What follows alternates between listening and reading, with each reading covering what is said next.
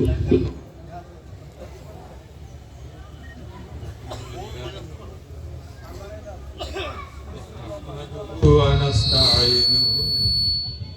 ونستغفره ونصلي ونسلم على رسوله الكريم أما بعد فأعوذ بالله من الشيطان الرجيم بسم الله الرحمن الرحيم إن الله وملائكته يصلون على النبي يا أيها الذين آمنوا صلوا عليه وسلموا تسليما اللهم صل على سيدنا مولانا محمد وعلى آل سيدنا مولانا محمد أما بعد আজকে পবিত্র ঈদে মিলাদুন নবী সাল্লাল্লাহু আলাইহি সাল্লাম দয়াল নবীজির পবিত্র আবির্ভাবের দিবস বিশ্ব মানবতার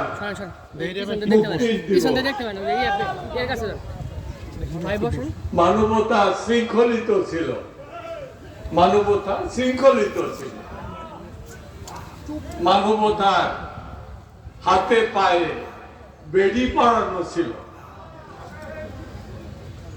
ওই হাতে পায়ের শিকল বাঁধা মানবতা সেই মানবতার মুক্তির দিন আজকে আজকের দিনের যে খুশির দিন আর কিছুই হতে পারে না মানব জাতির জন্য আজকের দিনের সে খুশির দিন এবং আনন্দের দিন আর কিছুই হতে পারে না এই জন্য বলা হয় যে সকল ঈদের সেরা ঈদ এর উপরে আর ঈদ হতে পারে না মুক্তি স্বাধীনতা এটা লাভ করলো মানব জাতি সর্বপ্রথম এর আগে তারা মুক্ত ছিল না মানবতার হাতে বেড়ি ছিল গলায় বেড়ি ছিল পায়ে বেড়ি ছিল এই বেড়িটা ভেঙে দিলেন ছিন্ন করে দিলেন এই জন্য আমাদের খেয়াল করতে হবে যে আসল সত্যটা কোথায় নবীজির বিরুদ্ধে বলবে কাফেরদের বিরুদ্ধে বলবে মুসলমানদের বিরুদ্ধে মুনাফিকরাও বলবে কিন্তু আমাদের ঈমান রক্ষা করার দায়িত্ব আমাদের আপনার যদি এক্ষেত্রে সামান্য ভুল হয় তাহলে তো আপনার ঈমানটাই চলে যাবে আপনি ধ্বংস হয়ে যাবেন সুতরাং শয়তানের ফাঁদে পা দেওয়া যাবে না খুব সুন্দর সুন্দর কথা বলবে একবারে সুন্দর লেবাস পরে এসে বলবে কিন্তু হুঁশিয়ার হতে হবে খাজা ভাই এনাদপুরি বলতেন না যে বাবা চারটা জিনিস তোমার ভিতরে রাখবে তাইলে কিন্তু ওই ধর্মের পথে বা মুক্তির পথে বা বেহেশত এবং জাহান্নাম এই যে দুইটা জিনিস আল্লাহ পাক তৈরি করেছেন তোমাকে কোথায় যেতে হবে তোমাকে যেতে হবে বেহেশতে ওই জাহান্নামে যাওয়ার জন্য তুমি নও এখন তুমি এই যাত্রা পথে অনন্তের যাত্রা একদিনের যাত্রা নয় কিন্তু 3 দিনের বেশি যাত্রা হলে তুমি মুসাফির হও 3 দিনের বেশি যাত্রা আর তোমার যে অনন্ত পথের যাত্রা এটা কিন্তু 3 দিনের যাত্রা হিসাবে চলবে না তোমাকে সেভাবেই যাত্রাটাকে ঠিক করতে হবে তুমি কসরের নামাজ পড়বা না কি পড়বা এটা তোমাকে ঠিক করে নিতে হবে আমরা এই যাত্রা পথের মুসাফির। এখানে আমাদের ভুল আর শুদ্ধ এই দুইটা বিষয় আছে, এবং এই বিষয়ের যে হিসাব নিকাশ সেটা কিভাবে হয়, সেটা আল্লাহর হিসাব নিকাশে হয়, মানুষের বুদ্ধির হিসাব নিকাশে নয়। আর এই হিসাব নিকাশ সেটা হয় ইমানের নিরিখে। আমাদের বুঝতে হবে, যেমন আমাদেরকে যারা পথ দেখান, দেখিয়ে আসছেন নবীজি থেকে শুরু হয়ে পরবর্তী পর্যায়ে যুগে যুগে আল্লাহর মহান ইমামগণ আসছেন, আল্লাহর ওলিগণ আসছেন, মুজাদ্দিদগণ আসছেন, তারা আমাদেরকে পথ দেখিয়ে গেছে। যেমন হযরত সুফি ফাতে আলী ওয়াইসি হুজুর রাহমাতুল্লাহ, তিনি তো জামানার মুজাদ্দিদ ছিলেন। তিনি আমাদেরকে মুক্তির যে রাস্তা, সঠিক রাস্তা, কোন পথে চললে তোমার ভিতরের যে ইমান, যে ইমানের কাজটা কি, ইমান আর আমল, আমাদের এগুলো বুঝতে হবে। কিছু মৌলিক কথা এগুলো বুঝতে হবে, যে ইমানটা কি, ইমানের কাজ কি, আমলটা কি, আমলের কাজ কি, এটা আমাদের বুঝতে হবে। ইমান মানে বিশ্বাস। কিসের বিশ্বাস? বলা আছে যে তোমার এই বিশ্বাসগুলো করতে হবে। ইমানে মাজমাল, ইমানে মুফাসসাল, ইমানে মাজমাল, সংক্ষিপ্ত ইমানের বর্ণনা সেটাও দেওয়া আছে। ওই খোলক পেয়ে যাবে। ইমানে মুফাসসাল, বিস্তৃত ইমান, তার কথা বলা আছে। আমানতু বিল্লাহি কামা হুয়া, আমানতু বিল্লাহি ওয়া মালাইকাতিহি ওয়া কুতুবিহি ওয়া রুসুলিহি ওয়া মালাইকাতিহি। এইভাবে 7টা বিষয়ের উপরে তোমাকে ঈমান আনতে হবে। এগুলো তো উপরে উপরে বলে দেওয়া হলো, এর ভিতরেও যেতে হবে। আমার নবীজি বলেছেন এই ঈমানের ভিতরেও তোমাকে যেতে হবে, গভীর তলদেশে যেতে হবে। আমি বিশ্বাস করলাম, আমানতু বিল্লাহি, আমি আল্লাহকে বিশ্বাস করছি, ওয়া মালাইকাতিহি, তার ফেরেশতা মণ্ডলীকেও বিশ্বাস করছি, ওয়া কুতুবিহি, এবং আল্লাহর যে কিতাব সেটাও বিশ্বাস করছি। শুধু আল্লাহর কিতাব একটা বিশ্বাস করলে চলবে নাকি? 104টা বিশ্বাস করতে হবে না? আমার 104টা, এটাও তোমার গন্ডগোল লাগবে। 104টা কেন? আমরা সারা জীবন জানলাম 4টা কিতাব। এখানে আমাদের জানতে হবে, কিছু কিছু জানতে হবে। 104টা আসমানি কিতাব, সহিফা, এগুলো মিলে এগুলোর উপরে আমাদের বিশ্বাস করতে। আমাদের যে এই যে বিশ্বাসগুলো, তারপরে হচ্ছে অরুসুলিহি, রাসূল বলা হয় না, রসুল বহুবচন বলা হয়েছে। সমস্ত রাসূলের উপরে বিশ্বাস করতে হবে। সমস্ত রাসূল, 1,24,000 পয়গম্বর, সকলকে বিশ্বাস, মতান্তর বাদ দাও, মতান্তরে চলবে না। সহিহ হাদিসে বলা আছে, বলছে ঠিক আছে, সহিহ হাদিসে বলা আছে, আমার নবীজি বলছেন, বুখারী শরীফের হাদিস, সেখানে বলা হয়েছে যে 1,24,000 পয়গম্বর। এটা কি বলতে হবে? 1,24,000, মতান্তর 2,24,000, তা বলাই ভালো। তুমি বলো 1,24,000 পয়গম্বর, কারণ এটা বুখারী শরীফের সহিহ হাদিসে বেশ কয়েকটা বর্ণনায় উল্লেখ আছে। নবী রাসূলদের সংখ্যা কত? পয়গম্বরের সংখ্যা 1,24,000 পয়গম্বর রাসূল।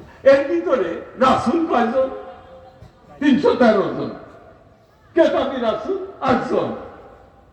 এই কেতাবী রাসূল 8 জন, এদের উপরে আসমানি কিতাব নাযিল হয়েছে।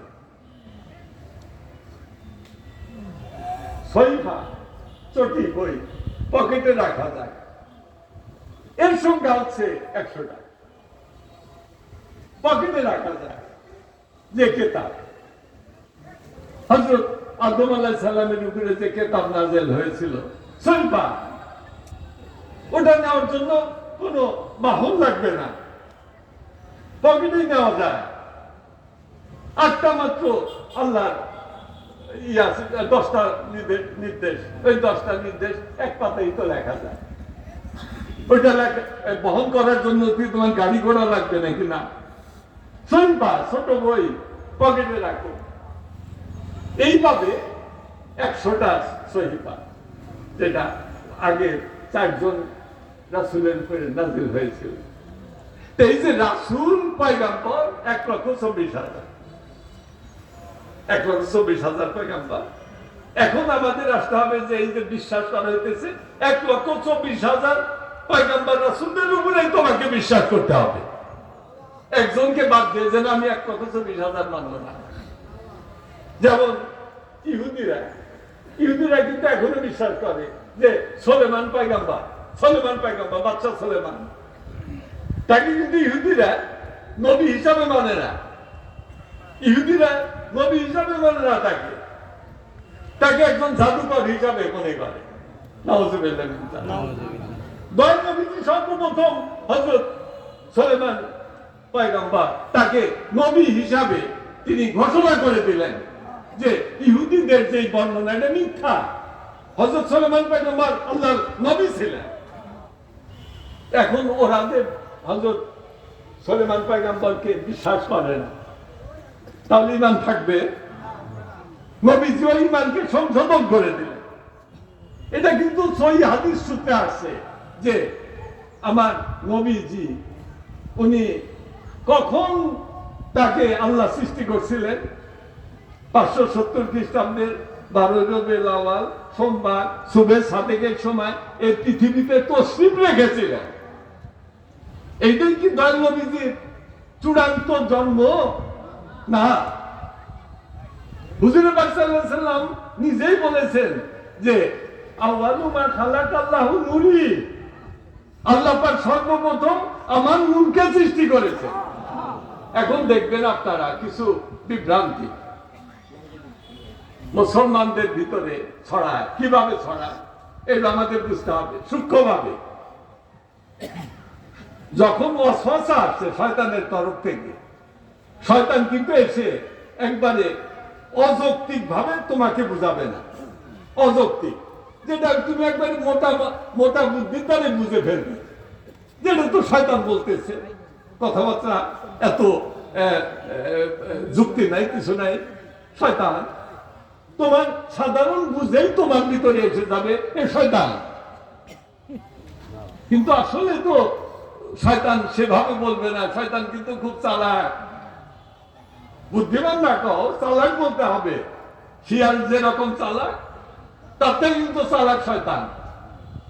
এই শয়তান কিন্তু এত বোকা না যে তোমাকে, তুমি মুসলমান, তোমাকে ধোঁকা দেওয়ার জন্য সে ওই মোটা বুদ্ধির যুক্তি দিয়ে তোমাকে পরাস্ত করতে চাইবে, তা চাবে না।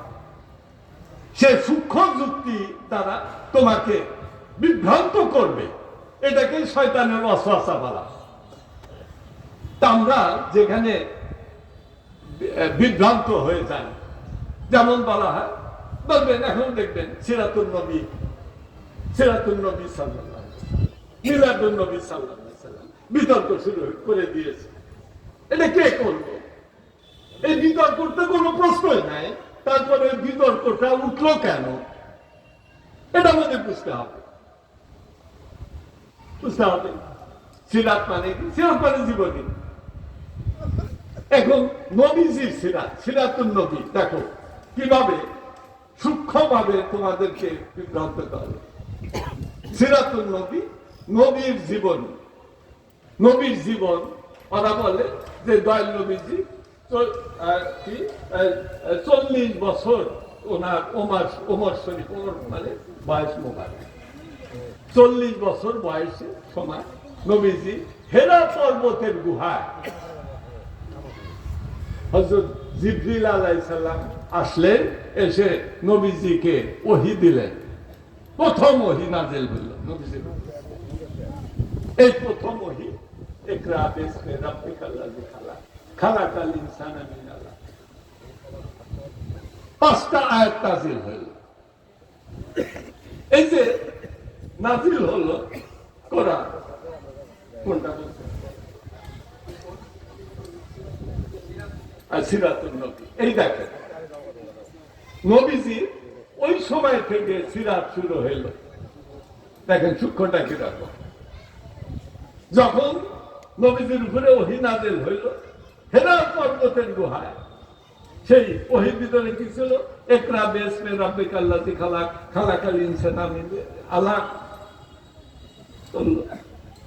তখন থেকে দয়াল নবীজির রিসালাতের জীবন শুরু হইল। চলল কত বছর? 23 বছর। এই 23 বছর জীবন নিয়ে তারা আলোচনা করবে। তার আগে না, তার আগের জীবনকে তারা নবীর জীবন বলবে না, তারা আগের জীবনকে বলবে মোহাম্মদের জীবন। দেখেন, আর আমার নবীজি বলতেছেন যে আল্লাহ পাক সর্বপ্রথম যে জিনিস যাকে সৃষ্টি করেছেন সেটা হচ্ছে আমার নূর। সর্বপ্রথম দয়াল নবীজির নূরকে সৃষ্টি করা হয়েছে। আর যখন নবীজির নূরকে সৃষ্টি করা হয়েছে তখন নবুয়ত দিয়ে সৃষ্টি করা হয়েছে। এটা হাদিস শরীফের কাছে নবুয়ত দিয়ে সৃষ্টি করা হয়েছে। তাই যখন সর্বপ্রথম নূরে মুহাম্মাদীকে আল্লাহ পাক সৃষ্টি করলেন, রূহে মুহাম্মাদীকে সৃষ্টি করলেন, তখন থেকেই তো তিনি নবী। তাহলে সিরাতুন নবীর ভিতরে মিলাদুন নবী কেন থাকবে না? ব্যাসটা কিন্তু ওই জায়গায় হয়ে গেছে। বুঝতে হবে, ঈমান রক্ষা করতে হবে, তো বুঝতে হবে। আব্বাজানের কাছ থেকে একটা ঘটনা শুনছিলাম, এটা বলি, আপনাদের তকলিফ হয়েছে। এত 8 মাইল 8 কিলোমিটার রাস্তা হেঁটে আসা, ক্লান্ত হওয়া। জানি আমাদের দরবার শরীফে আমরা খানার ব্যবস্থা রেখেছি আপনাদের জন্য, সবারও খেতে হবে। ওখানে যেতে হবে, দীর্ঘ করার কোনো অবকাশ নেই। তাও কিছু কিছু বলতে হয়, বলা লাগে না, নাইলে তো জানা যাবে না। যেমন আমি আব্বাজানের কাছে অনেক কথা শুনছি, যেগুলো কিন্তু আপনারা শোনেন না। নাকি আপনারা দাবি করবেন যে আপনারা আমার চেয়ে বেশি শুনছেন? কেন, আমি আব্বাজানের ছিল খবর সঙ্গে ছিলাম, অনেক বেশি জানি আমি। আপনারাও জানেন, জানি আমি মানলাম। আমার সে হয়তো অন্য দিকে আপনারা শুনছেন, কিন্তু আমি কিন্তু একবার ভিতর থেকে অনেক কিছু। যেমন কিরকম ভাবে দেখেন ইমানকে টলমল করে দেয়, টলমল শয়তান। যেমন ব্রিটিশ পিরিয়ডে যখন পলাশীর প্রান্তরে সূর্যটা ডুবলো, স্বাধীনতার সূর্য, স্বাধীনতার সূর্য ডুবছিল না 1757 সালে পলাশীর প্রান্তরে। আমাদের প্রিয় কবি নজরুল বলছিলেন না, এই গঙ্গায় ডুবি আছে হায় ভারতের দিবাকর, উঠিবে আবার মোদের খুনে রাঙিয়ে পুনবার। কত বছর লাগছে ওই সূর্যটা উঠতে? 200-250 বছর লাগছে। এত সোজা না, কিন্তু একবার সূর্য ডুবে গেলে ওঠে না, সময় লাগে। এবং এমনি এমনি ওঠে না, এমনি এমনি ওঠে না, অনেক রক্ত লাগে। তো এই ব্রিটিশ পিরিয়ডে যখন এই বাংলার স্বাধীন নবাবের পতন হইল, সিরাজ এসে গেল, তারা ক্লাইভ কিন্তু মুসলমান ছিল না, সে ছিল খ্রিস্টান। এখন খ্রিস্টানরা ক্ষমতার মঞ্চে চলে আসলো, তাদের হাতে ক্ষমতার দণ্ড, তাদের হাতে অস্ত্র, তাদের হুকুম মানতে হবে, নাইলে গর্দান যাবে। ওই রকম ভাবে তারা করলো কি, যে এই দেশ তো জমিন দখল করলাম, এখন এই দেশের মানুষের মন দখল করতে হবে। মন দখল করবো কিভাবে? লুট করে সব নিয়ে যায়, মানুষের মন কি দখল হবে নাকি? তোমার ঘরের থেকে সবকিছু ছিনে নিয়ে তোমার সঙ্গে আমার বন্ধুত্ব, এটা চলবে? হবে না, ও বন্ধুত্ব ভাবে হবে না। সুতরাং তারা মনে করলো যে একটা কৌশল আছে, কৌশল দিতে হবে কি, আমাদের ধর্মটা তাদেরকে দিতে হবে। ধর্ম যদি মিলে যায় তাহলে তো আমরা এক হয়ে গেলাম। তাদের যতই রুটি তারা তো আমাদেরকে ধর্মভাই বলে মনে করবে, বন্ধু মনে করবে। তাহলে আর কি মুসলমানদের ধর্ম তাসি অগ্রতান গরিব করে ফেলছি। ৯০ জন জমিদার এই বাংলাদেশে ছিল মুসলমান। পলাশীর প্রান্তরে সূর্য ডুবে যাওয়ার পরই হয়ে গেল ৯০ জনের থেকে ১০ জনে নেমে আসলো মুসলমান জমিদার। অসুবিধা হইতেছে না, অর্থনীতি ভাবে মুসলমানরা একবারে ছিন্ন ছাড়া হয়ে গেল, তাদের অর্থনীতি ধ্বংস হয়ে গেল। এখন দেখলো যে এদের তো অর্থনীতি ধ্বংস করছি, এদের ধর্মটাকে ছিনিয়ে নিতে হবে। ইসলাম ধর্মটাকে ছিনিয়ে এনে ওই স্থলে আমরা খ্রিস্টান ধর্মটাকে চাপিয়ে দেব, এই ষড়যন্ত্র। তখন তারা কি করবে, ওই ইংল্যান্ড থেকে তারা মিশনারি পাদ্রীদেরকে নিয়ে আসলো। পাদ্রীরা কি নিয়ে আসলো, তাদের ধর্মগ্রন্থ ঈসা আলাইহিস সালামের যে লেখা ইনজিল শরীফ নিয়ে আসলো। গ্রামে গ্রামে লোকদেরকে, ওই মুসলমান গরিব গ্রামগুলো দেখে, ওখানে গরিব, ওইখানে যায় বলে টাকা নাও, আর দেখো তোমরা তোমাদের ধর্মগ্রন্থের ভিতরে আছে না প্রত্যেক নবী রাসূলদেরকে মানতে হবে, যে আছে যে ঈসা আলাইহিস সালাম তাকেও তোমরা নবী মানো না, কে মানি। এটা আমরা আমাদের কালেমার ভিতরে পড়েছি, ইমানে মুফাসসালের ভিতরে পড়েছি, ইমানে মুফাসসাল বিস্তৃত ইমান, তার ভিতরে পড়েছে আমানতু বিল্লাহি ওয়া মালাইকাতিহি ওয়া কুতুবিহি ওয়া রুসুলিহি। সব রাসূলকে আমরা মানি। কয় দেখো এই যে আমাদের রাসূলটা মানো, তাহলে দেখো তোমাদের রাসূল আর আমাদের রাসূল, দুই রাসূলই তো আল্লাহর প্রেরিত। তাহলে এখন দেখো আমাদের রাসূল হযরত ঈসা আলাইহিস সালাম তোমাদের রাসূলের থেকে এত শ্রেষ্ঠ ছিলেন, তাহলে যিনি শ্রেষ্ঠ তাকেই তো মানতে হবে। আব্বাজানের কাছে শুনছি, নাউজুবিল্লাহ মিন যালিক কওয়া লাগবে না, শয়তানি কথাবার্তা শুরু হয়েছে না, ঈমান নষ্ট করার তৎপরতা, এগুলা বুঝতে হবে না। এনাতুল বিশাব বলেন নাই যে বাবা ৪টা জিনিস ভিতরে না রাখলে কিন্তু ধ্বংস হইবে। তরিকার উন্নতি চাও, আমি খলিফা হয়ে যাবো, পারবা না। ৪টা জিনিস রাখবো ভিতরে, আগে নাও, তারপরে চেষ্টা করো খলিফা হয়ে যাবে। হ্যাঁ, শিক্ষা দাতা, তারপরে জাকির প্রধান হইতে পারবা, কিন্তু ৪টা জিনিস লাগবে। ৪টা জিনিসের একটা কি, আদব। ২ নম্বর মহব্বত, ৩ নম্বর বুদ্ধি, ৪ নম্বর সাহস। এক মিলাই দেখো তোমার ভিতরে আছে কিনা। তুমি তো কি হয়ে যাবে চাও, খলিফা, বড় খলিফা চাও, দেখো ৪টা আছে নাকি। এখন ওই যে ওখানে গেছে বুদ্ধি, এখন তো বুদ্ধির লড়াই হইতেছে। যাদের কাছে প্রতিপক্ষ গেছে বড় বড় সব পণ্ডিত পাদ্রী, ব্রিটিশ থেকে আসে, ইংরেজি কয়েক কিছু বলা যায় না, সাথে থেকে যারা আসছে সাথে সাথে তারা বুঝায় দেয়। তা এখন মুসলমানদের যে মূর্খ মানুষ কি করবো, আলেম নাই কিছু নাই, তাদের সাথে বাহাদের অসম বাহাদ চলতেছে, তারা হতভম্ব কাজ দেখো আমাদের আসলে শ্রেষ্ঠ, যে একটা প্রমাণ দেয়। এইবার বলতেছে যে দেখো তোমাদের ধর্মগ্রন্থের ভিতরে আছে না যে আমাদের রাসূল হযরত ঈসা আলাইহিস সালাম কে আল্লাহ পাক আসমানে তুলে নিয়ে গেছিলেন। আমাদের নবী ঈসা আলাইহিস সালামকে আল্লাহ পাক আসমানে তুলে নিয়েছিলেন। আসমান ওসা না পৃথিবী ওসা? আসমান ওসা। তাহলে আসমান তো শ্রেষ্ঠ, পৃথিবীর চেয়ে আসমান শ্রেষ্ঠ। তা আমাদের নবী আসমানে আছে, আর তোমাদের নবী মদিনা শরীফের মাটিতে শুয়ে আছে, তাহলে কে শ্রেষ্ঠ? দেখো কি কাজটা দিছে, এত কিছু পারে না। এমন সময় ওই রাস্তা দিয়ে একজন আল্লাহর ওলি যাইতেছে, দেখেন ওই গ্রামের ভিতরে হুলস্থুল হইতেছে, কতগুলা বিদেশি দেখা যায় পাদ্রী টাদ্রী, ওরা ওই গ্রামের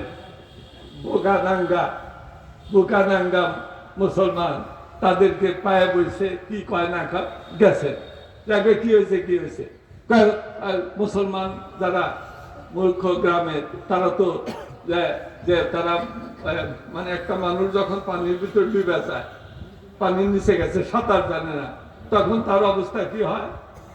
হাবুডুবু তো খাই, তলে যায় কি করে? খড় কোথাও ধরে বাঁচার জন্য খড় ধরে, ছোলা ধরলে বাঁচতে পারবে না, তাও ধরে কেন? বাঁচার জন্য। এখন দেখছি যে আমাদের ত্রাণকর্তা আসছে, এই শয়তানদের হাত থেকে বাঁচার তুমি উপায় দেখি না, এগুলোর সাথে তো যুক্তি দেওয়া যেতেছে না। তখন বললো যে কি করে ওই হুজুর এই কয় যে আমাদের নবী নাকি ছোট নবী, তাদের নবী নাকি বড়। কি জন্য বড়? কিভাবে যুক্তি দেয়? যুক্তি দেয় তাদের নবী আসমানে উঠে গেছেন, আল্লাহ পাক তুলে নিছেন, আর আমাদের নবী তো মদিনা শরীফে মাটিতে শুয়ে আছে, মাটি তো নিচে, আসমান তো উপরে, তাহলে ওনাকে উপরে নেওয়া হয়েছে, ওনার মর্যাদা বেশি, এই কইতেছে। আর কইতেছে তাহলে যে নবীর মর্যাদা আল্লাহর কাছে বেশি, সেই নবীর ধর্ম নাও, খ্রিস্টান হও, মুসলমান বাদ দাও, এখন আমরা কি করি? তখন আল্লাহ বলি তিনি কি করবে? তিনি কি হযরত ঈসা আলাইহিস সালামকে গালি দিবেন? গালি দিলে ইমান থাকবে? তুমি সেই খ্রিস্টানদের সঙ্গে রাগ কইরা, খ্রিস্টানরা তোমার নবীকে গালি দিছে, এই রাগ কইরা তুমি কি ঈসা আলাইহিস সালামকে গালি দিতে পারবা? তোমার ইসলাম, আমাদের ইসলাম ধর্ম কি সে অধিকার দিছে? দেয় নাই। তখন কি? এখন গালিও দেওয়া যাবে না, আবার সহ্যও করা যাবে না। এখন উপায়টা কি? তখন তিনি বললেন, আব্বাজানের মুখ থেকে শুনে, তোমরা শুনছো নাকি জানি না, তো আব্বাজান বললেন যে তখন সেই আল্লাহর ওলি বললেন যে তোমাদের বাড়িতে ওই ধান মাপো দাড়ি পাল্লা আছে না? আছে। এই দাড়ি পাল্লায় যে পাথরগুলা, পাথর নাকি ওটা বকর, 5 কেজি 1 কেজি 1 ষাট 2 ষাট পটখারা নাকি, তো এইগুলো আছে না? আছে, নিয়ে এসো। একটা আনো 5 কেজি, আর একটা 1 কেজি পটখারা নিয়ে এসে পাল্লা নিয়ে এসে তুমি করলেন কি ওই 5 কেজিটা, ওই 5 সেরিটা এক পাল্লায় রাখলেন, আর 1 সেরিটা আরেক পাল্লায় রাখলেন, তুললে ওই 5 সেরিটা নিচে যাবো না, 5 সেরিটা উপরে উঠবো? তিনি বললেন দেখো কার ওজন বেশি। আমাদের নবী মাটিতে আছেন, মাটির ওজন 5 কেজি। আল্লাহ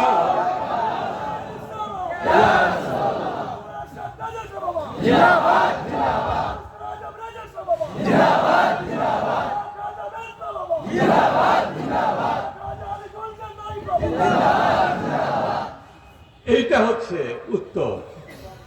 শয়তান ভেঙে যাবে না? শয়তান যে প্যাঁচ দিছিল, প্যাঁচ ধ্বংস হয়েছে না? ওই দেখা গেল পাদ্রী সব পালাইছে। আর ওই ভুকানাঙ্গা মুসলমানদেরকে যে লোক দেখানো হয়েছিল, যে বুদ্ধির প্যাঁচ দিছিল, সেটাও ধ্বংস হয়েছে। কিভাবে ধ্বংস হইল? ধ্বংস হইল ওই মহান আল্লাহর ওলি ছিলেন বলে, নাহলে ওরা ইমান হারাইতো।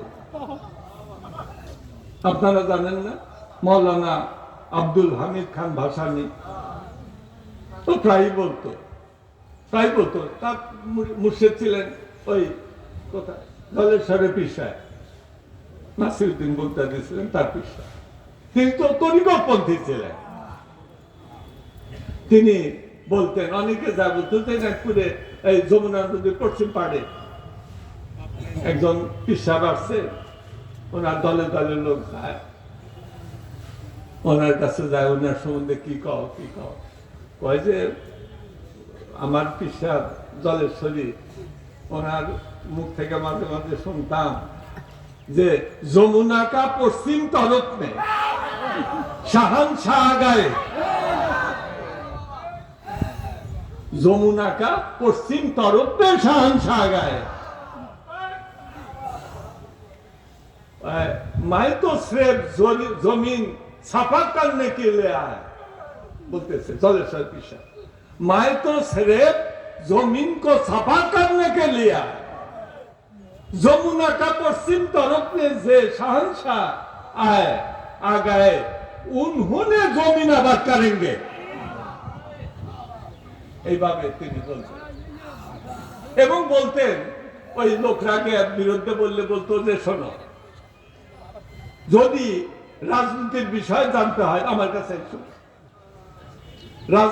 রাজনৈতিক কোন জটিল প্যাসমোসর এগুলো যদি বুঝতে হয় তা আমার কাছে এসো আর যদি ইসলাম ধর্মের ভিতরের কথাগুলো জানতে চাও তাহলে যমুনার পশ্চিম পাড়ে যার কথা বললাম তার কদমের নিচে যাও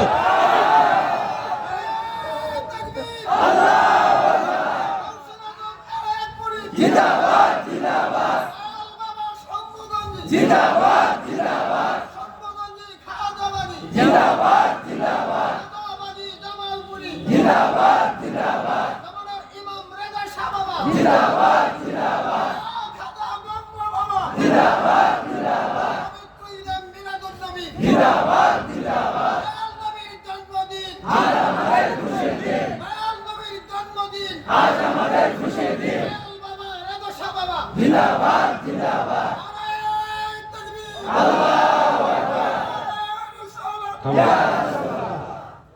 ওই আমার নবীজি বলছেন কুনতু নাবিয়া ও আদামা বাইনাল মারাতিন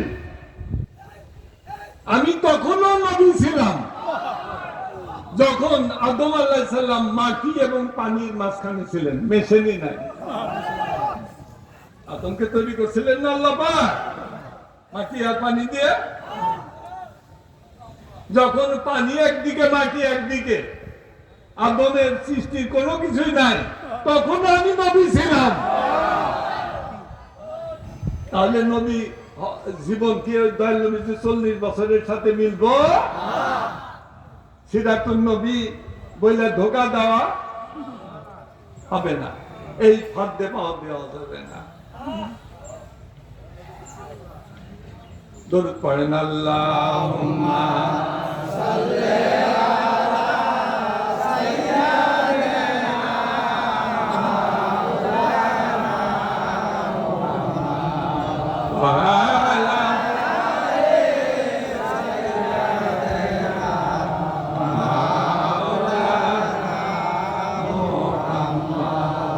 আমাকে আমি যখন লালকুটি দরবার শরীফে গদি নিশ্চিন ছিলাম 3-4 বছর হয়েছে না আমি চলে আসছি কয় বছর 4 বছর চলে আসছি তো ওই সময় গদি নিশ্চিন আসছি ওই সময় একজন হঠাৎ করে আমার ফোন দেয় বলে হুজুর আমি বললাম যে তুমি কে বাবা কয় আমি আপনার মুরিদ কয় কি ব্যাপারে ফোন দিছ কয় হুজুর আমাদের গ্রামে যে মসজিদের ইমাম বা আছে এরা কয় যে মিলাদ শরীফ বেদাত কয় মিলাদ শরীফ বেদাত যদি এই বেদাতি কর্মকাণ্ড করো তাহলে সমাজ থেকে তোমরা বাইর করে দেবে মিলাদ শরীফ নাকি বেদাত নাউজুবিল্লাহ মিন যালিক এটা তো আমরা কইতেছি কিন্তু ওরা কিন্তু এটা পুরা বিশ্বাস করে তারা কিন্তু বলে যে দয়াল নবীজির যুগে মিলাদ ছিল না সাহাবায়ে কেরামের যুগে মিলাদ ছিল না তাবিঈনদের যুগে তাবিঈনদের কুরুনে সালাসায় মিলাদ ছিল না তাহলে মিলাদ বেদাত দলিল চায় কয় ওই আল্লাহর ওলিদের বা কোন ইমামদের মুখের কথা হলে চলবো না কোরআন এবং হাদিসের দলিল লাগবে তাই না শক্ত না খুব শক্ত বড় বড় আলেম তারপরে আমাকে বলে হুজুর এখন আমরা কি করি এখন আমাকে কেউ মুদি দিন নাকি আমাকে পরীক্ষা করে বুঝলাম না পরে আমি বললাম যে শোনো নবীজি যদি একটা হাদিস 100টা হাদিস রাখবো না একটা বিষয় বৈধতা জায়েজ না জায়েজ হওয়ার বিষয়ে 100 হাদিস লাগবে না একটা সহিহ হাদিসই যথেষ্ট আমি বললাম মিলাদ শরীফের ব্যাপারে অনেক হাদিস আছে, সহি হাদিসে আছে, তা আমি একটা সহি হাদিস বলবো, যেটা রাহুল আহম্মদ ও তিরমিজি শরীফে এবং আহমদ শরীফে এই হাদিসটা সহি বলে উল্লেখ করা হয়েছে। আন্নাহু বলতেছি হাদিসের ব্যাপারে, তাকে বললাম আন্নাহু আরাবিয়ান কালা, আন্নাহু আরাবিয়ান কালা সামু ইস্তাইনি কোনে কইতেছে আল্লাহু আরাবিয়ান কালা, একজন আরাবিয়ান, আরব দেশের গ্রামের অধিবাসী, আরব দেশের গ্রামের অধিবাসী আর বাংলাদেশের গ্রামের অধিবাসীর মধ্যে পার্থক্য আছে, কিন্তু পার্থক্য আছে না? আরবের গ্রামবাসী তারা কিন্তু ওই গরু চড়ায় চড়ায় খায়, তাদের নিজস্ব কোনো জায়গা থাকে না। যেখানে দেখে যে মরুর দান আছে, কয়েকটা গাছ আছে, পানি আছে, ওখানে যায় বসতি করে, ওইখানে থাকে। পানি যতদিন আছে ততদিন ওখানে থাকবো, পানি নাই ওখানটা চলে যাবে। পানি ছাড়া কি বাঁচতে পারবা নাকি? পানির অপর নাম জীবন, এটা পড়ো নাই ছোটবেলার থেকে। এখন ওই অবস্থা,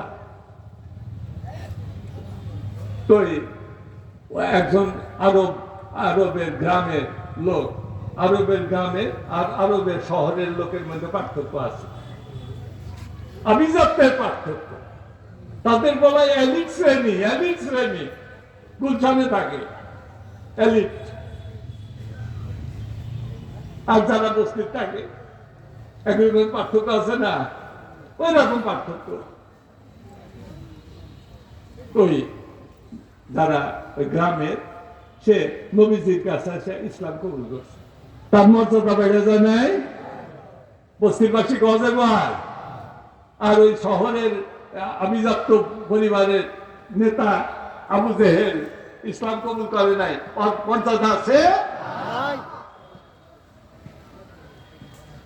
সেই আরব দেশের ওই গ্রামের একজন লোক, কিন্তু নবীজির সাহাবী, উনি গিয়ে নবীজিকে জিজ্ঞাসা করেন, ইয়া রাসূলুল্লাহ সাওমু ইস্তাইনি, সোমবারের রোজা, সোমবারের রোজা, ইয়া রাসূলুল্লাহ আপনি প্রত্যেক সোমবারের দিন রোজা করেন কেন?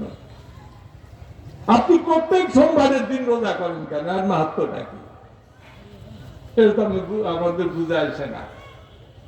এর ভিতরে কি কোনো কারণ আছে বা সওয়াব আছে, বা ভবিষ্যতে প্রত্যেক সোমবারের রোজা আমাদের জন্য ফরজ হইব? এমনিতে এক মাস রোজা করি, আবার নতুন করে প্রত্যেক সোমবারের দিন ফরজ হইব নাকি? তখন নবীজি বলতেছেন যে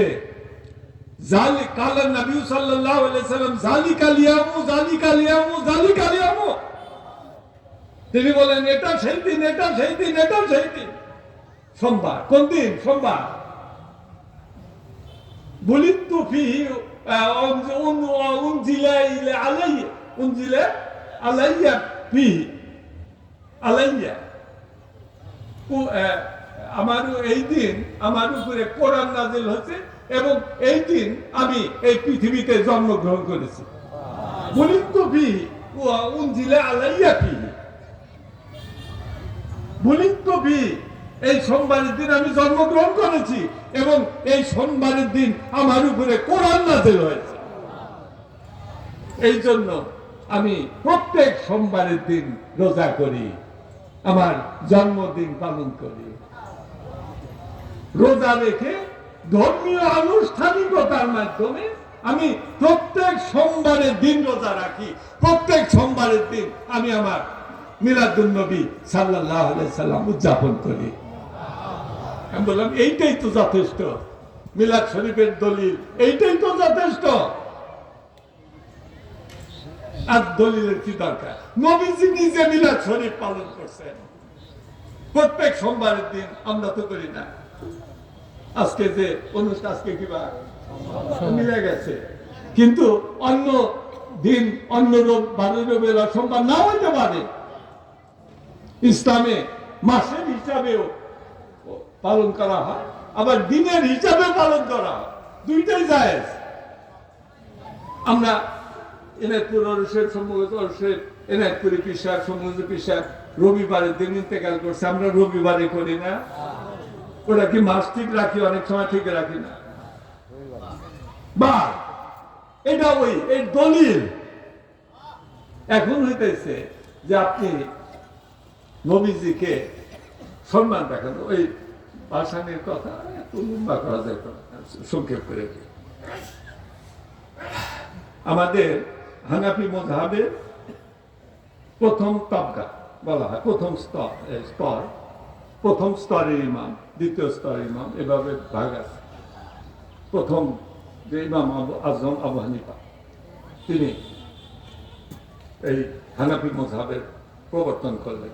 তার যারা শিষ্য ছিল তাদের ভিতরে প্রথম তবকার যারা ইমাম হয়েছিলেন, তারপরে তাদের একজনের নাম হচ্ছে ইমাম আবু ইউসুফ, ইমাম আবু ইউসুফ রহমাতুল্লাহ আলাইহ। আরেকজনের নাম ইমাম মুহাম্মদ।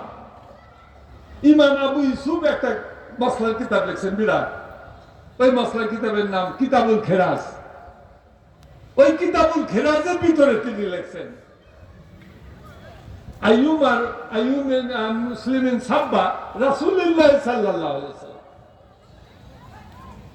আও তানাক্কাসাহু আও আবাহু আও কাযাবাহু ফাকাদ কাফারা বিল্লাহি তাআলা। বানাত